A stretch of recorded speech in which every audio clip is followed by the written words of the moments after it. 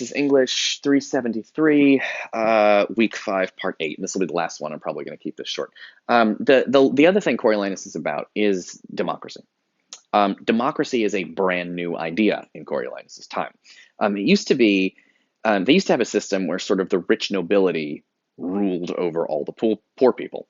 And the nobility would kind of vote on stuff. So they got votes. If you were noble, you could vote, but regular people couldn't vote. Like noble people were represented by senators, but they had this new idea in Coriolanus's time that maybe poor people should be represented by senators also. And so there's two guys named Brutus and Sicinius, and they are senators for the poor, everyday people.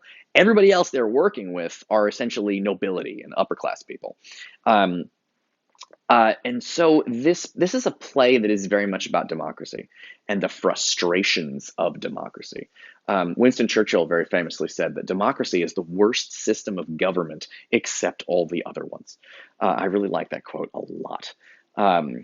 Because it's like, because I frequently feel extremely frustrated by democracy because it feels like a lot of my fellow Americans keep voting for shit that's really bad for them. Or that's really bad for everybody. They make terrible decisions about who should have nuclear bomb codes. You don't want to know how nuclear bombs are launched. It's not good.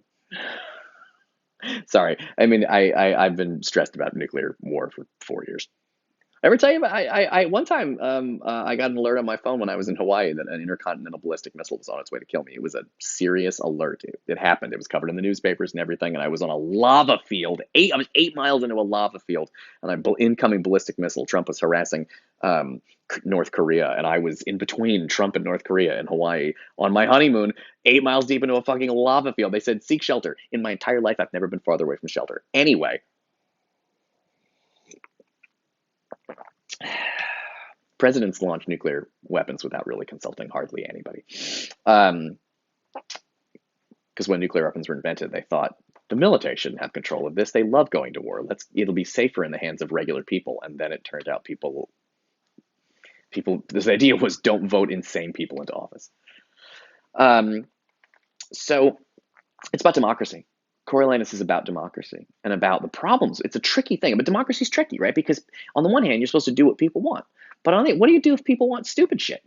What do you do if people vote for things that are terrible? I mean, you can't. Are you supposed to just ignore them and force them to do something else? Well, that would be good, maybe, but isn't that dictatorship? Isn't like that's not a good system? And then what are you gonna do if it's nice if you got a kind dictator, but what do you do if the next guy's an asshole dictator? Like it doesn't, So they're trying to navigate this system, and that's one of the things that Coriolanus is about. And I'm actually going to give you your first Coriolanus quote. The most important quote in the play, I think, is actually a very small, minor moment that wouldn't matter to a lot of people. But one of the senators says, "What is the city but the people? What is the city but the people? Like, what is a city? Isn't it all the people in it? So, like, it's not the rich people aren't the city. The city is everybody. And so it's an argument trying to figure out what to do. How do you have a democracy when mobs of people vote for terrible things, or they're cowards and they don't understand. The other thing worth understanding here is that Rome at this point is like kind of this it's like a civilized outpost, and that when you meet Coriolanus's enemy Aufidius, it's worth, and the movie kind of makes it a little bit confusing because it takes place in modern times, but it's worth thinking about. Coriolanus is like the soldier of an army of like an organized country with a voting system and some rudimentary form of democracy. Aufidius, you'll see him in his city, and it's like a slightly different city than Coriolanus's city. But in the play, I think Aufidius is supposed to be more like barbarians. Like Aufidius and his dudes are like barbarians, and Coriolanus and his people have like a city with meetings and voting and shit. It's hard to see from the movie, but I think that's an important point when you're headed into Coriolanus.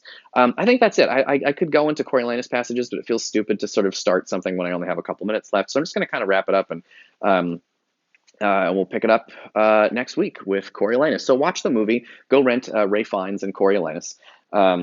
It's a recent movie. I put a trailer on there for you, and yeah, it'll be good. Okay, well, thank you for joining me for week 5. Yeah, I'm all done. Let you go a couple minutes early.